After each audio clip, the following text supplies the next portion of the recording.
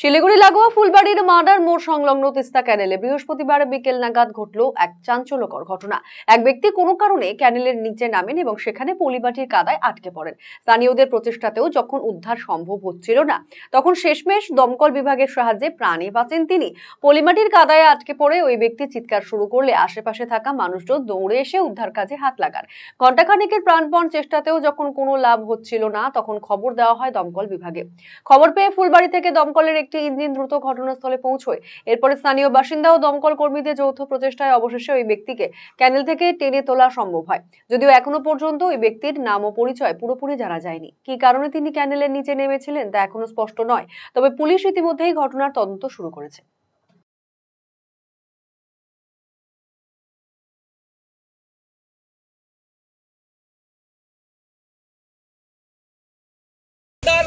একজন ব্যক্তি আপনার এই যে কি নদী না, এটা হচ্ছে তিস্তা ক্যানেল, ক্যানেলে মাছ ধরতে নেমেছিল। জানি না কি কারণে নেমেছে, উনি খাদার মধ্যে আটকে গেছে। তারপরে আপনারা বুঝতে পারেনি, পাবলিক চেষ্টা করলো। তারপরে আমাদেরকে খবর দেওয়া হয়, ট্রাফিক ওসি এখানকার যিনি আছেন তিনি আমাকে খবর দিয়েছেন। আমরা এসি গাড়ি নিয়ে ওনাকে রেস্কিউ করা হচ্ছে। এখন ওকে, একদম ওকে সুস্থ।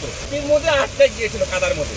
আপনার চোরাবালি যেটাকে বলে না, ওরকম চোরাবালিতে রায়গঞ্জবাসীদের জন্য সুখবর। যারা দীর্ঘদিন ধরে জয়েন্টের ব্যথা এবং হাড়ের সমস্যায় ভুগছেন, তাদের জন্য রায়গঞ্জ দিশারিতে আসছেন আর.এন. টেকোর হাসপাতালের জয়েন্ট রিপ্লেসমেন্টে ভারত বিখ্যাত অস্থিরোগ বিশেষজ্ঞ doctor Barun Dutta, MD, DNB. এখন থেকে প্রতি মাসের নির্দিষ্ট দিনে ডাক্তারবাবুকে দেখাতে আজই যোগাযোগ করুন দিশারি হেলথ কেয়ার, উকিলপাড়া, রায়গঞ্জ শাখায়। যোগাযোগ করুন 7477785509, 7477785512 এই নম্বরে। না, একঘেয়েমির এবার একটা পরিবর্তন দরকার। পরিবর্তন? কি পরিবর্তন চাও? এবার কি হবে পরিবর্তন? হ্যাঁ, আরসিটিভি সংবাদে আসতে চলেছে পরিবর্তন। কি পরিবর্তন জানতে চোখ রাখুন আরসিটিভি সংবাদে।